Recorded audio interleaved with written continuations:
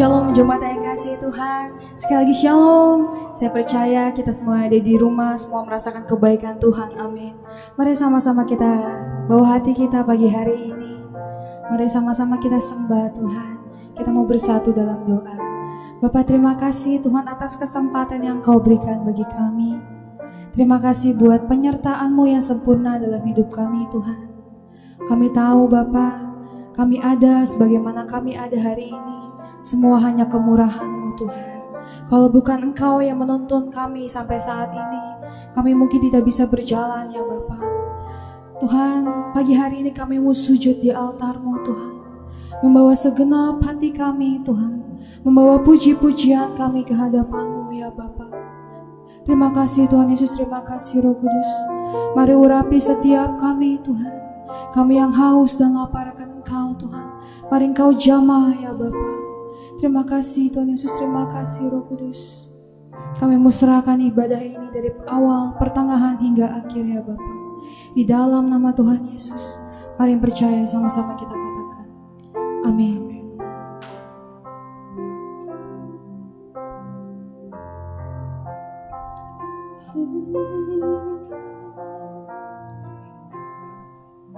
Bila hati terasa berat,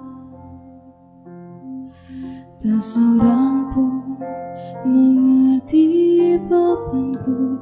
Ku tanya Yesus, apa yang harus ku buat?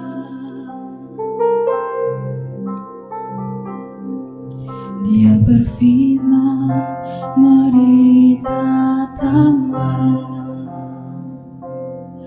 Dia selalu pedulikan aku. Ku datang Yesus, Dia pikul segala bebanku. Sujud di altarnya, ku bawa hidupku, ku terima anugerahnya. Dia ampuniku dan bebaskanku. Dia ubah hidupku, barui hatiku. Sesuatu terjadi saat datang di altarnya. Mari sama-sama kita kasih tepuk tangan yang terbaik buat Tuhan.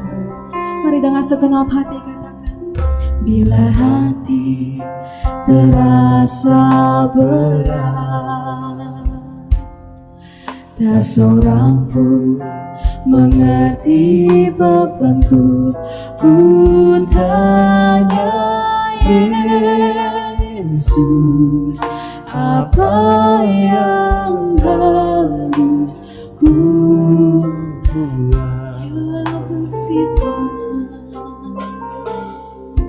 Dia berfirman, mari datanglah. Dia selalu pedulikan aku.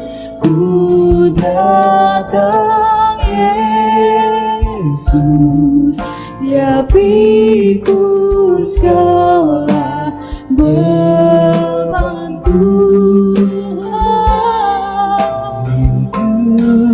Di altarnya,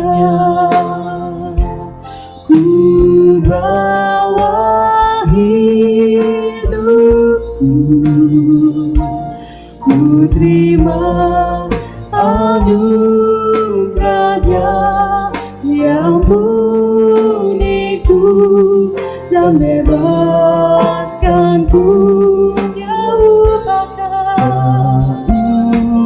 ubah hidup, barui hati kami Tuhan, barui hatiku.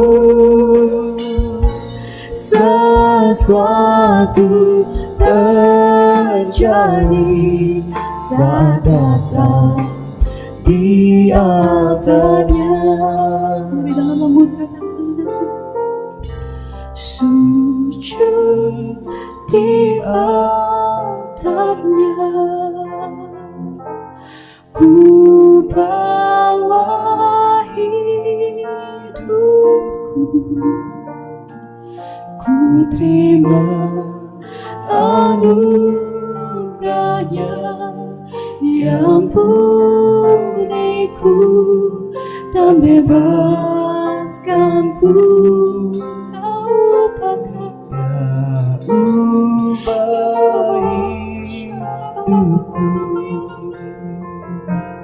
barui hatiku. Sesuatu terjadi saat datang Dia. Mari jemaat Tuhan lebih lagi katakan, sujud di altarnya,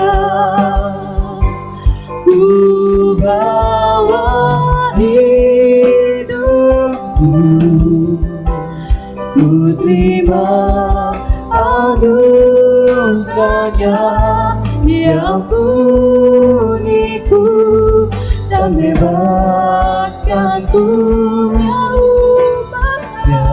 Ubah hidup, barui hati kami, barui hatiku.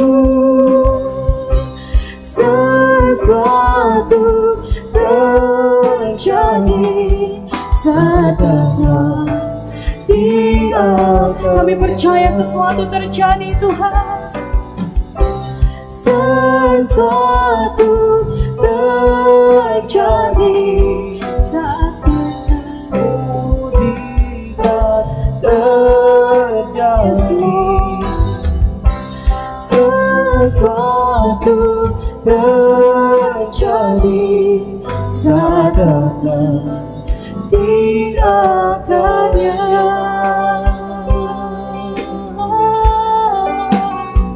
Mari sembah Tuhan, mari angkat pujian, mari sembah Tuhan. Sesuatu yang terjadi Tuhan saat kami datang, Kami percaya sesuatu terjadi saat kami menyembah-Mu Tuhan. hanya nama-Mu selama-lamanya. Sebab Kau sumber kekuatan kami, yang ajaib, sumber pengharapan kami Tuhan. Ya mari sembah Tuhan, mari angkat pujian untuk sembah Tuhan.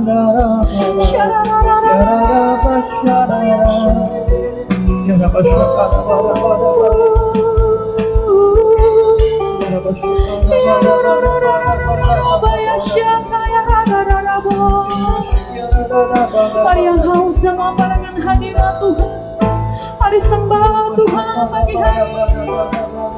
Syakaya rabaya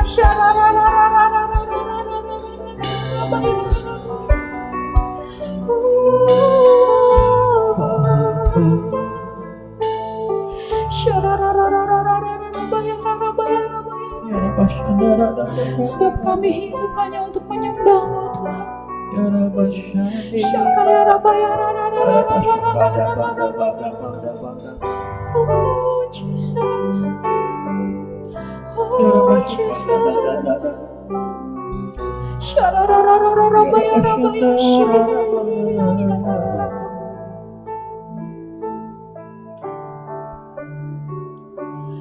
ku tahu hidupku adalah banyak penyembahan. Kau ciptakanku dalam kemuliaan-Mu.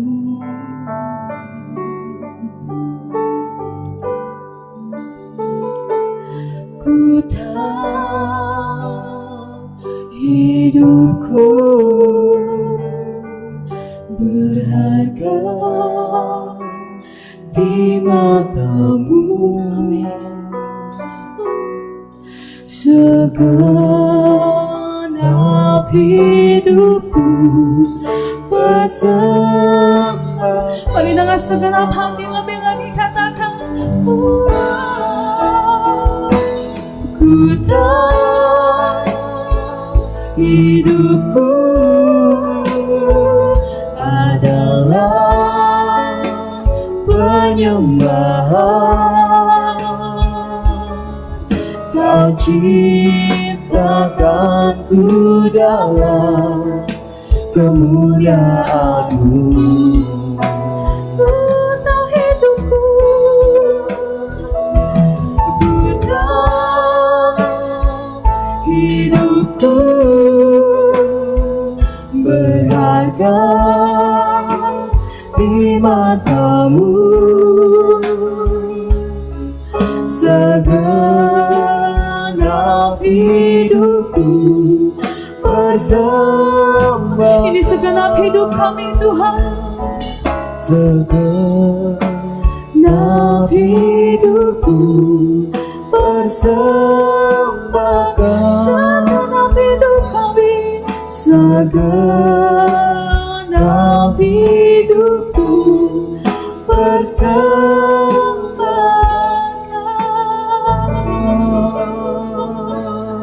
Beri kemuliaan buat Tuhan Yesus. Haleluya.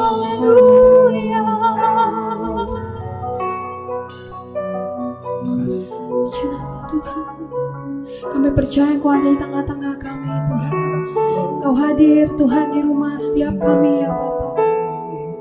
Tuhan, pagi hari ini Tuhan kami mau deklarasikan arti Pentakosta ketiga. Mari jemaat Tuhan sama-sama kita deklarasikan arti Pentakosta ketiga. Pentakosta ketiga adalah pencurahan Roh Kudus yang dahsyat di zaman now, melebihi yang terjadi di Azusa Street. Pentakosta ketiga akan mengakibatkan penuaian jiwa yang terbesar dan yang terakhir sebelum Tuhan Yesus datang kembali. Pentakosta ketiga akan membangkitkan generasi Yeremia, yaitu anak-anak muda yang dipenuhi Roh Kudus, cinta mati-matian kepada Tuhan Yesus, dan tidak kompromi terhadap dosa, dan akan bergerak menuju memenangkan jiwa. Pentakosta ketiga akan lahir di Indonesia dan bergerak ke bangsa-bangsa. Gerakan ini dari timur ke barat dan akan kembali ke Yerusalem. Pentakosta ketiga akan memberikan kuasa untuk menyelesaikan amanat agung, dan setelah itu Tuhan Yesus datang kembali. Amin. Haleluya. Mari sama-sama kita deklarasikan Mazmur 91. Dalam lindungan Allah, orang yang duduk dalam lindungan yang maha tinggi dan bermalam dalam naungan yang maha kuasa akan berkata kepada Tuhan, tempat perlindunganku dan kubu pertahananku, Allahku yang kupercayai. Sungguh, Dialah yang akan melepaskan engkau dari penangkap musuh, dari penyakit sampar yang busuk. Dengan kepaknya Ia akan melindungi engkau. Di bawah sayapnya engkau akan berlindung. Kesetiaannya ialah perisai dan pagar tembok. Engkau tak usah takut terhadap kejahatan malam, terhadap panah yang terbang di waktu siang, terhadap penyakit sampar yang berjalan di dalam gelap, terhadap penyakit menular yang mengamuk di waktu petang. Walau 1000 orang rebah di sisimu dan 10.000 di sebelah kananmu, tetapi itu tidak akan menimpamu. Engkau hanya menontonnya dengan matamu sendiri dan melihat pembalasan terhadap orang-orang fasik. Sebab Tuhan ialah tempat perlindunganmu, yang maha tinggi telah kau buat tempat perteduhanmu. Malapetaka tidak akan menimpa kamu, dan tulah tidak akan mendekat kepada kemahmu. Sebab malaikat-malaikatnya akan diperintahkannya kepadamu untuk menjaga engkau di segala jalanmu. Mereka akan menantang engkau di atas tangannya, supaya kakimu jangan terantuk kepada batu. Singa dan ular tedung akan kau langkahi. akan menginjak anak singa dan ular naga. Sungguh hatinya melekat kepadaku, maka aku akan meluputkannya. Aku akan membentenginya, sebab ia mengenal namaku. Bila ia berseru kepadaku, aku akan menjawab. Aku akan menyertai dia dalam kesesakan. Aku akan meluputkannya dan memuliakannya. Dengan panjang umur akan kukenyangkan dia, dan akan kuperlihatkan kepadanya keselamatan yang daripadaku. Tuhan, kami mau serahkan ibadah ini ya Bapa, di dalam nama Tuhan Yesus Kristus, Tuhan dan Juru Selamat kami. Yang percaya boleh sama-sama kita katakan, amin. Haleluya.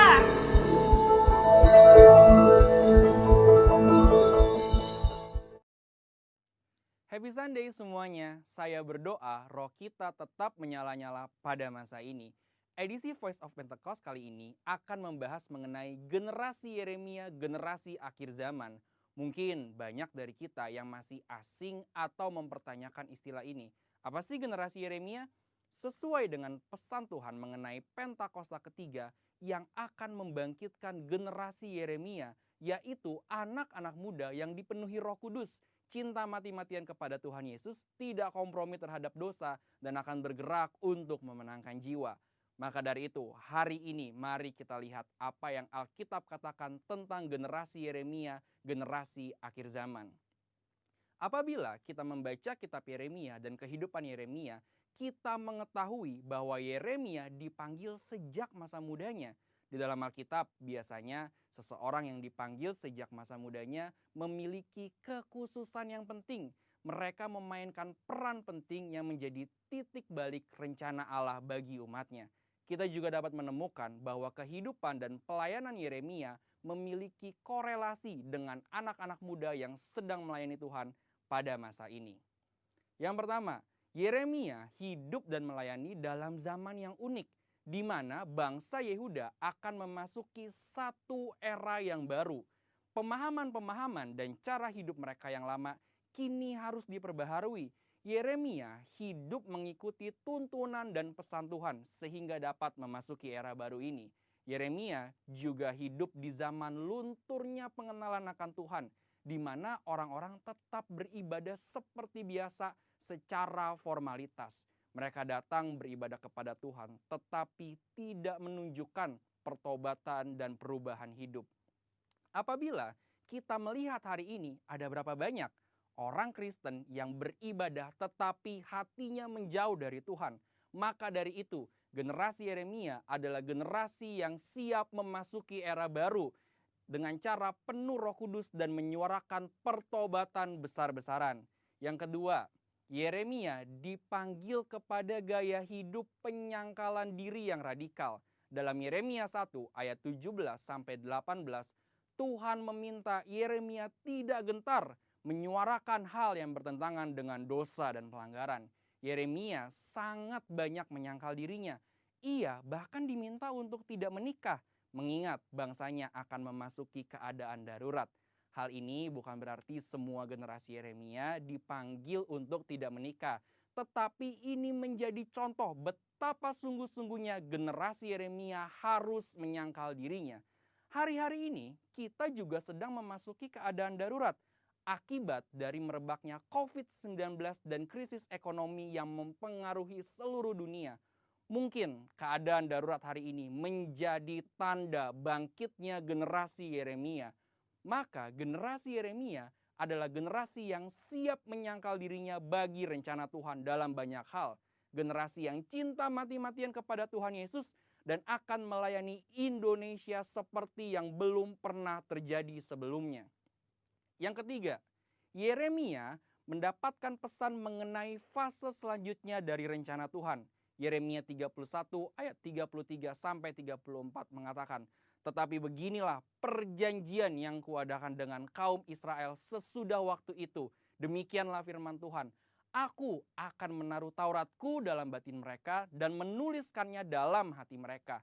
Maka aku akan menjadi Allah mereka dan mereka akan menjadi umatku. Dan tidak usah lagi orang mengajar sesamanya atau mengajar saudaranya dengan mengatakan, 'Kenallah Tuhan,' sebab mereka semua besar kecil akan mengenal aku, demikianlah firman Tuhan, sebab aku akan mengampuni kesalahan mereka dan tidak lagi mengingat dosa mereka. Dari ayat ini kita mengetahui bahwa Yeremia adalah pembawa pesan mengenai suatu perjanjian yang baru, di mana keadaan Israel akan dipulihkan karena tugas mereka belum selesai, yaitu datangnya Mesias Tuhan Yesus Kristus. Maka dari itu, generasi Yeremia adalah generasi yang membawa pesan Tuhan tentang kedatangan Tuhan Yesus Kristus yang didahului oleh penggenapan amanat agung. Hari ini, mari saudara sekalian, kita meresponi panggilan Yeremia dengan cara hidup penuh Roh Kudus, cinta mati-matian kepada Tuhan Yesus, tidak kompromi terhadap dosa, dan bergerak memenangkan jiwa. Tuhan Yesus memberkati.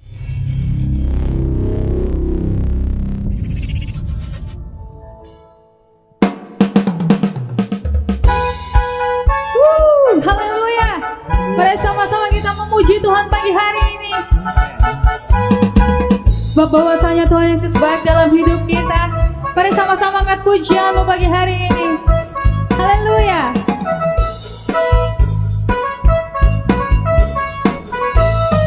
Mari dengan penuh ucapan syukur sama-sama katakan. Kasih Allah tak berkesudahan, selalu baru setiap hari.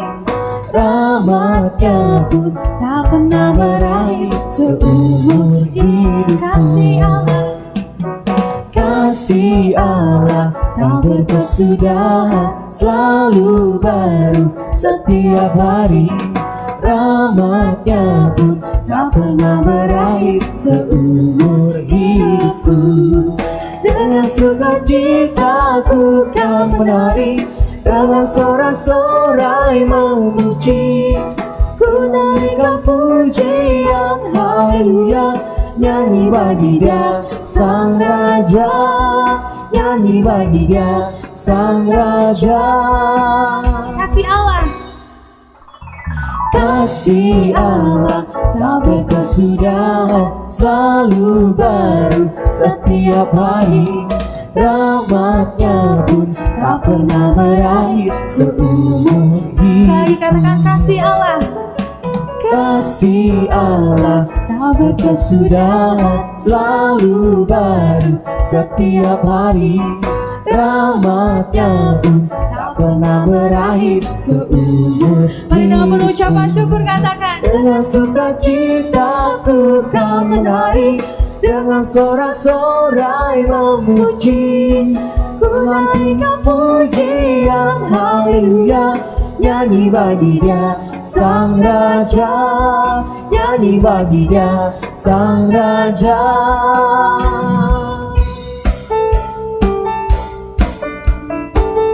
Mari yang bersuka cita, sorakan haleluya.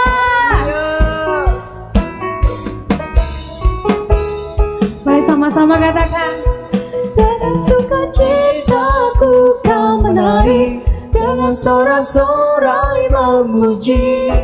Ku naikkan pujian haleluya, nyanyi bagi Dia Sang Raja, nyanyi bagi Dia Sang Raja. Mari lebih lagi angkat pujian ini. Dengan sukacitaku kan menari, dengan sorak-sorai memuji. Ku naikkan pujian haleluya, nyanyi bagi Dia Sang Raja, nyanyi bagi Dia Sang Raja. Katakan nyanyi bagi Dia, nyanyi bagi Dia Sang Raja, nyanyi bagi Dia Sang Raja selamanya. Haleluya. Boleh kasih tepuk tangannya lebih meriah lagi buat Tuhan kita. Puji nama Tuhan. Mari sama-sama kita siapkan hati kita untuk mendengarkan kebenaran firman Tuhan. Terima kasih Tuhan Yesus, terima kasih Roh Kudus. Ini segenap hati kami Tuhan, ini segenap roh kami ya Bapa, kami mau bawa kepadamu Tuhan. Kami percaya Kau gembala kami, tak pernah meninggalkan kami sendirian ya Tuhan.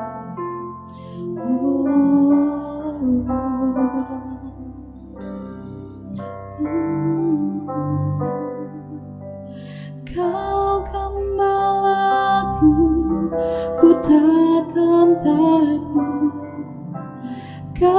menuntunku untuk kemuliaan-Mu.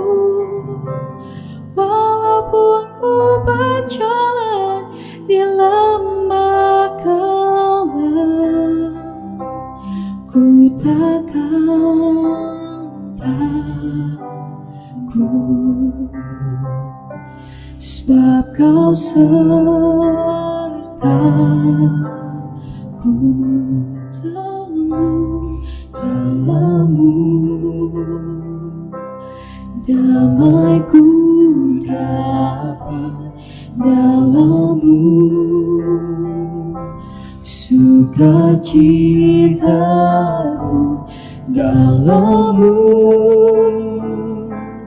Aku penuh dalam-Mu, Yesusku. Mari sama-sama kita angkat pujian ini dari awal.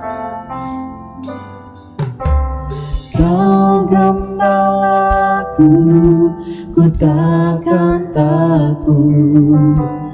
Kau menuntunku untuk kemuliaan-Mu.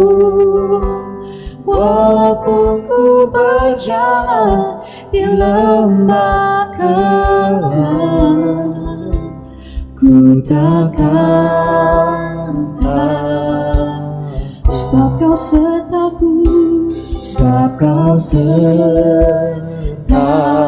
Mari angkat pujian ini lebih lagi, katakan dalam-Mu. Damai ku dapat dalam-Mu, sukacitaku dalam-Mu. Aku penuh dalam-Mu, dalam-Mu Tuhan, dalam-Mu. Damai ku dapat dalam-Mu, sukacitaku dalam-Mu. Aku penuh dalam-Mu, Yesus. Dalam-Mu Tuhan, dalam-Mu, Yesus. Dalam-Mu, dalam-Mu, Yesusku. Beri kasih tepuk tangan yang terbaik buat Tuhan kita.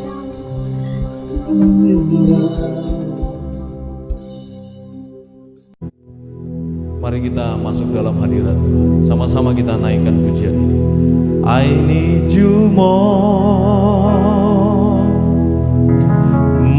than yesterday. I need you more than word can say. I need you more than ever before. I need you, Lord. I need you, Lord. I need you more. I need you more than yesterday. I need you more than word can say. I need you more than ever before. I need you, Lord. I need you, Lord. I need you, Lord. I need you, Lord. Yang diberkati katakan amin.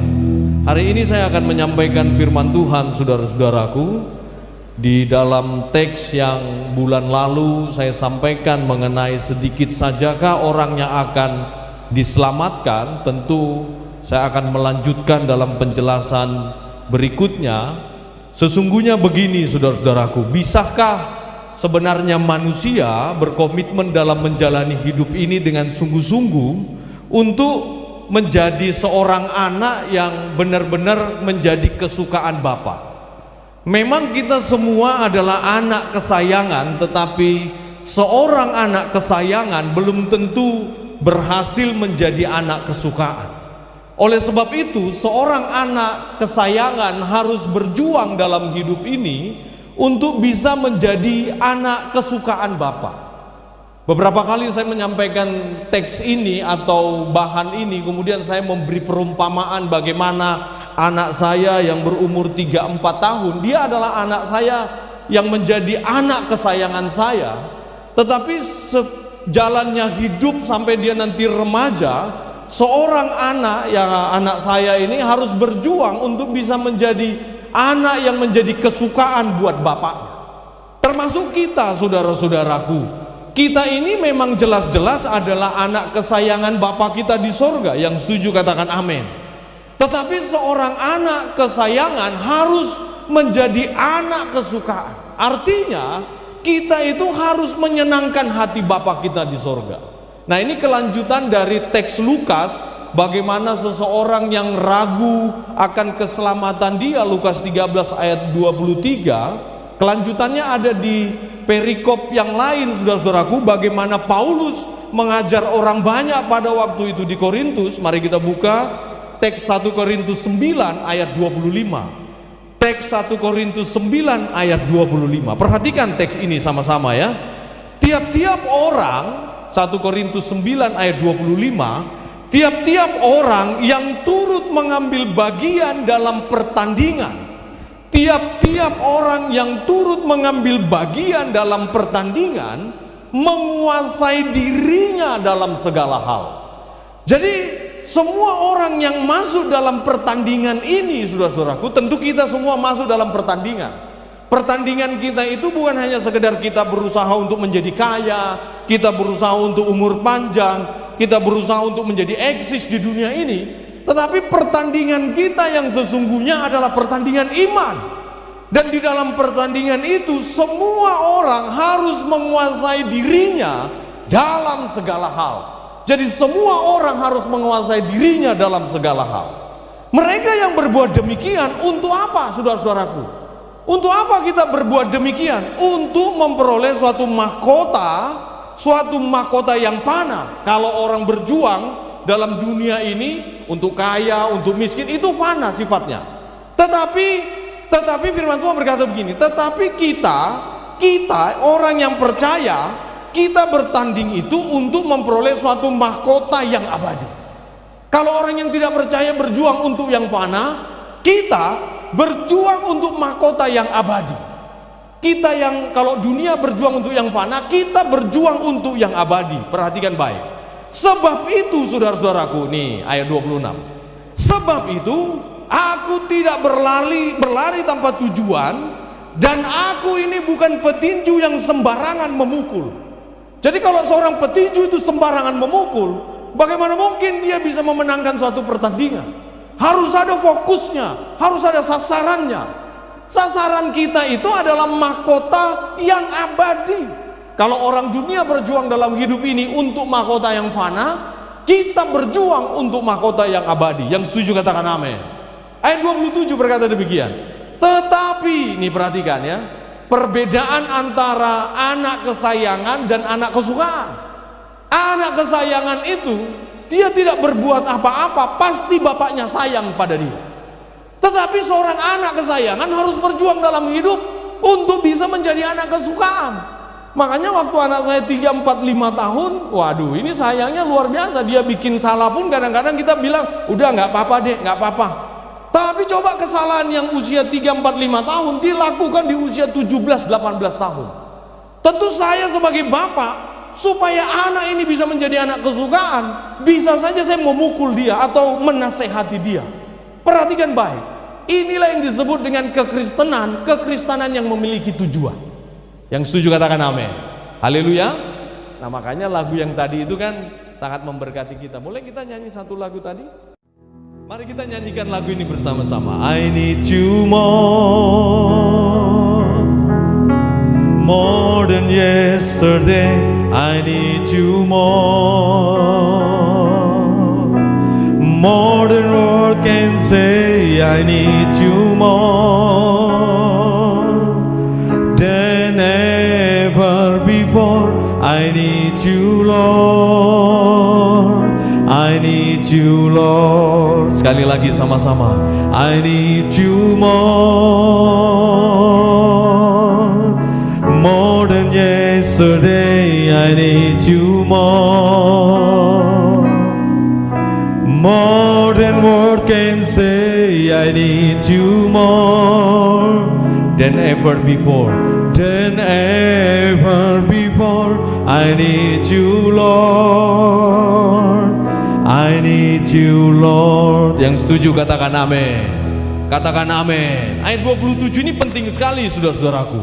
Tetapi aku melatih tubuhku menguasai seluruhnya. Jadi tidak mungkin orang atau orang percaya otomatis berkenan di awal pertobatan, saudara-saudaraku. Harus ada perjuangan hidupnya di sini. Makanya kita yang menjadi anak kesukaan harus berjuang supaya kita benar-benar berkenan, benar-benar menjadi anak kesukaan Bapa kita di sorga. Supaya apa? Nah, tujuannya ini ayat 27, supaya sesudah memberitakan Injil kepada orang lain, jangan sampai kita yang ditolaknya nanti, saudara-saudaraku. Makanya kekristenan ini ada tujuan. Tujuan kita itu ya seperti kekhawatiran yang dialami seseorang yang bertanya kepada Yesus ketika perjalanan ke Yerusalem, sedikit sajakah orang yang akan diselamatkan? Karena tidak ada yang lebih penting dalam hidup ini, saudara-saudaraku, kecuali tujuan akhir hidup kita, yaitu masuk dalam kerajaan surga. Yang mengerti katakan amin. Katakan amin. Makanya begini, saudara-saudaraku, perhiasan atau barang yang paling berharga itu sebenarnya hanya sebatas kebanggaan untuk dilihat orang lain. Perhiasan yang kita gunakan, aksesoris, pakaian, barang-barang yang menempel dengan diri kita, mobil, rumah, pekerjaan, itu semua hanya sebatas kebanggaan untuk dilihat orang lain, saudara-saudaraku.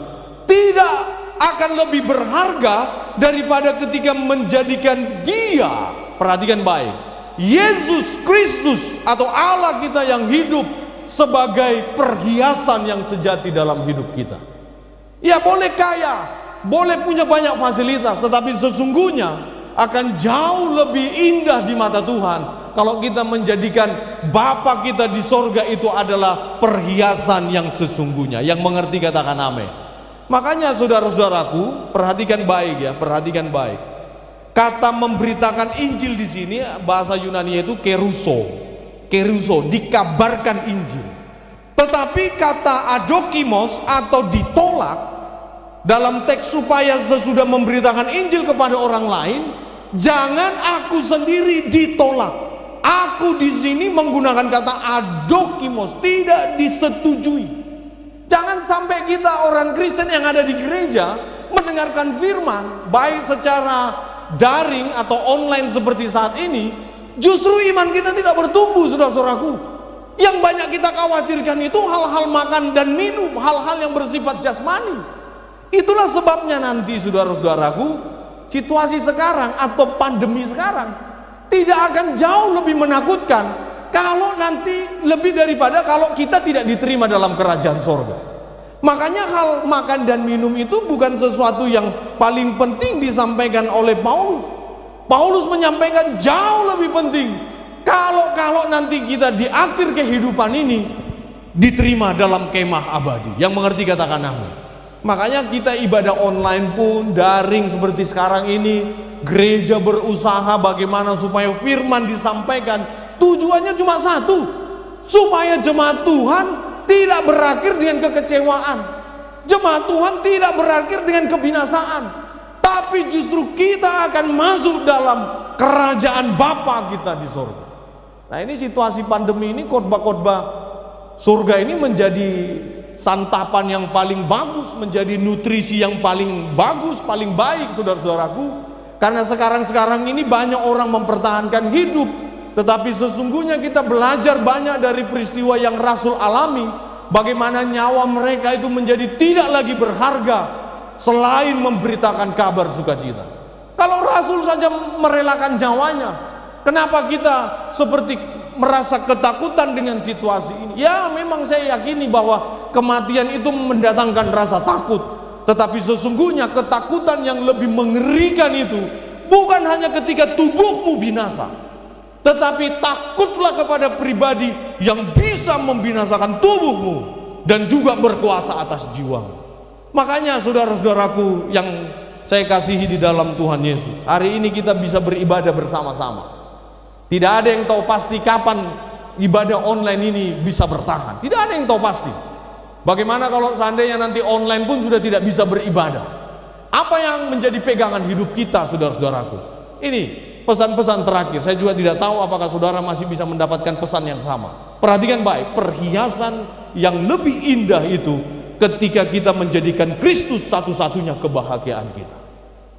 Saya juga sempat takut, saudara-saudaraku, karena beberapa waktu yang lalu saya tes swab dan hasilnya negatif. Sebelum hasilnya keluar, ketakutan itu ada rasa khawatir. Saya langsung isolasi mandiri, anak dan istri tidur di kamar sebelah, saya di sebelahnya, itu nggak bisa tidur, stres. Seorang pendeta saja atau hamba Tuhan bisa mengalami kekhawatiran. Makanya saya belajar dari teks ini, karena sesungguhnya kekhawatiran itu bukan bicara waktu kita mati atau kita hidup. Kekhawatiran itu berbicara apa yang akan terjadi pasca kematian, karena ada kehidupan setelah kematian ini tiba. Ingatlah akan firman ini supaya hidupmu benar-benar berkenan di hadapan Bapa kita di surga. Yang mengerti katakan amin. Tuhan Yesus memberkati. Mari kita tundukkan kepala kita. Di dalam nama Tuhan Yesus, segala kemuliaan, hormat hanya bagimu Bapa. I need you more. Kami hanya menginginkan Engkau saja ya Tuhan. Mari sama-sama kita nyanyikan. I need you more than yesterday. I need you more than word can say. I need you more than ever before. I need you, Lord. I need you, Lord. Sama-sama. I need you more. Hallelujah. More than yesterday. I need you more than word can say. I need you more. Amen. Than ever before. I need you, Lord. I need you, Lord. Kami naikkan kemuliaan hanya bagimu ya Tuhan. Biarlah firman-Mu ini berkuasa atas hidup kami. Kami yang sakit, kami disembuhkan. Kami yang berbeban berat, kami ditolong oleh Tuhan. Kami yang lapar, kami yang haus, kami dipuaskan karena penyampaian akan firman-Mu. Di dalam nama Tuhan Yesus, terima kasih ya Bapa. Sama-sama kita katakan amin. Tuhan Yesus memberkati.